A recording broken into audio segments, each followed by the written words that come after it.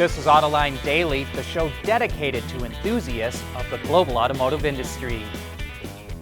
Panasonic is developing a battery with more energy density that could add 100 kilometers or 62 miles of range to a Tesla Model Y with the same size battery pack.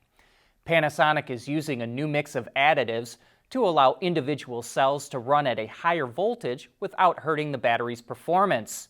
The new battery is 20% more energy dense, which means the energy density is likely around 900 watt-hours per liter compared to 750 watt-hours per liter today. Panasonic didn't say when it plans to introduce the new chemistry and did not reveal if it will use it in 2170 or 4680 batteries. If this next item is true, it could be a disaster for Volkswagen. A German newspaper reports that VW's software unit, Cariad, is way behind on development of a new software system for its upcoming EVs, which will cause significant delays. CEO Herbert Diess has said this technology will determine how successful the company is in the future and help close the gap to Tesla. And Audi's new flagship, which was teased with the Landjet concept, may not launch until 2027, 3 years later than initially planned. And Bentley's move to go all-electric by the end of the decade is also in doubt. Worse still, the intermediate version of its software system is also said to be behind schedule. That threatens the launch of the electric versions of the Porsche Macan and Audi Q6. Those models were supposed to come out next year. We just wonder what the heck went so wrong with the Cariad project that it's already running 3 years late, even though the program just got started. Speaking of VW, it's joining forces with battery recycler Redwood Materials, which was started by Tesla co-founder J.B. Straubel. VW joins Ford, Toyota, and Volvo as partners of Redwood. And battery recycling is going to be key to automakers getting the materials they need to hit their future EV targets. By 2030, Volkswagen and its brands plan to introduce 25 BEVs to the American market. And Redwood will rely on VW's dealer network to provide it with end-of-life batteries, first from the Volkswagen and Audi brands. The packs will be shipped off to Redwood's Nevada facility in the U.S., where it will extract raw materials, which can then be remanufactured into critical battery components before being sent back to local cell manufacturers. There are a few key reasons to start a business in Michigan. First of all, it's the talent. Second, Michigan is wired for winning. Third, the ecosystem here is really focused on supporting businesses in the market. At Schaeffler, we pioneer motion. Electrifying mobility, manufacturing smarter, reducing CO2 emissions, making energy production clean. Schaeffler pioneers motion to advance how the world moves.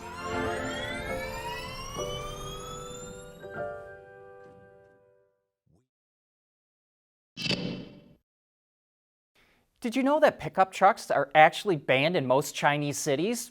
Even so, Geely is launching a new electric pickup truck under a newly created brand called Radar Auto.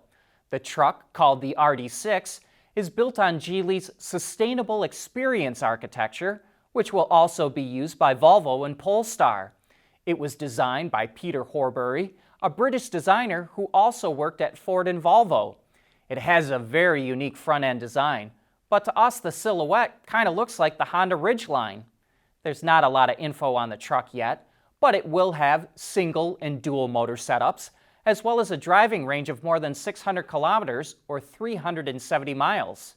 And Radar doesn't plan to just sell trucks. It will also make SUVs and ATVs.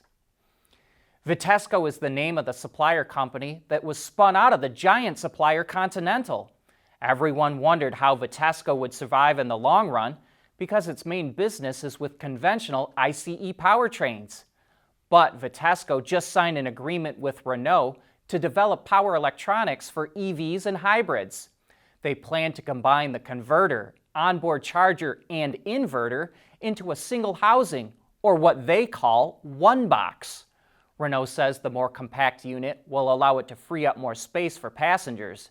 It will be built in France by Renault, and the automaker plans to start equipping vehicles with the one box in 2026, and will eventually use it in all of its EVs. Hyundai will officially unveil the IONIQ 6 EV to the public tonight, and it's part of an impressive EV strategy that relies heavily on expressive design for 3 different EV models. The first one out, the IONIQ 5, is already one of the best-selling EVs on the market. It features hard-edged styling lines and sharp angles as part of its form language.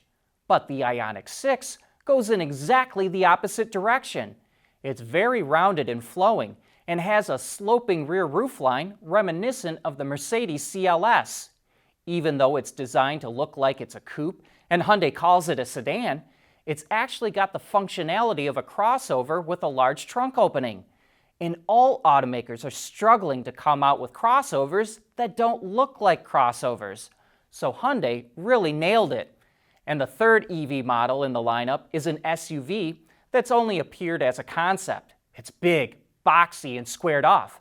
But here's our Autoline insight, and the most important point about the styling of these EVs.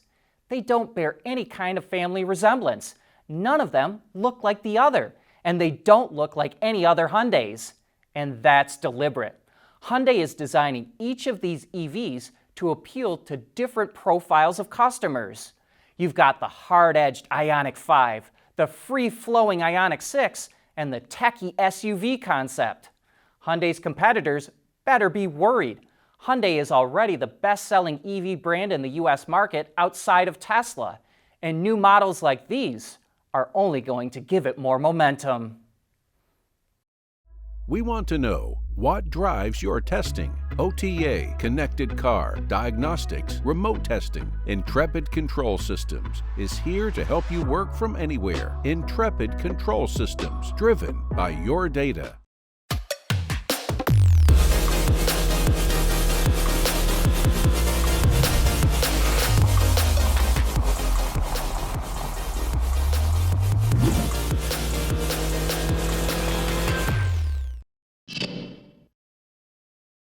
Honda fully revealed the all-new CR-V. We've already shown you the exterior and interior, but there are a few things we'd like to highlight. It's longer and wider than before, and the A-pillar was pushed back nearly 5 inches, which is meant to help improve visibility. The interior was inspired by the new Civic and comes standard with a 7-inch display screen, but a 9-inch version is also available. Power comes from either a 1.5-liter turbocharged 4-cylinder that makes 190 horsepower or a hybrid unit that consists of a 2-liter 4-cylinder that's mated to a pair of electric motors, which combine for just over 200 horsepower.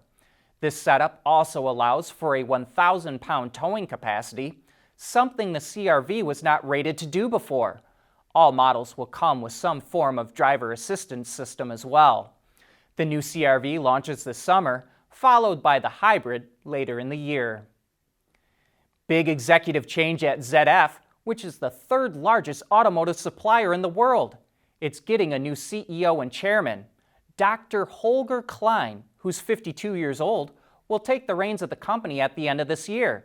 He had been overseeing ZF's Asia-Pacific region, its car chassis technology division, and its aftermarket and production units.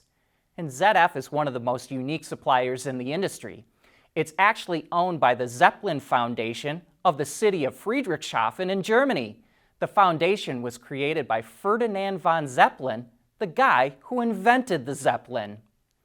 And speaking of suppliers, Mahle developed an electric motor for EVs that it says can run indefinitely even at high load. That's thanks to a new kind of cooling system.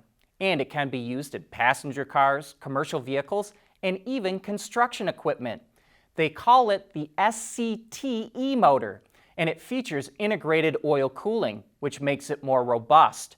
And Mahle says the waste heat can be used in the vehicle's complete system, presumably to keep the batteries warm in cold weather, or even to help heat the passenger cabin.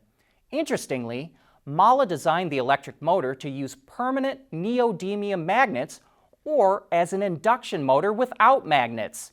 Since neodymium magnets use rare earth minerals and China dominates that supply chain, customers can go with the induction motor if they're worried about market prices for rare earths, or even if they're worried about geopolitical sourcing issues.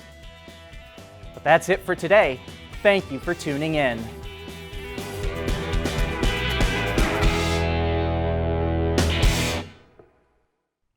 Autoline Daily is brought to you by Bridgestone, solutions for your journey.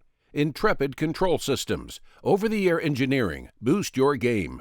Scheffler, we pioneer motion. And by the Michigan Economic Development Corporation.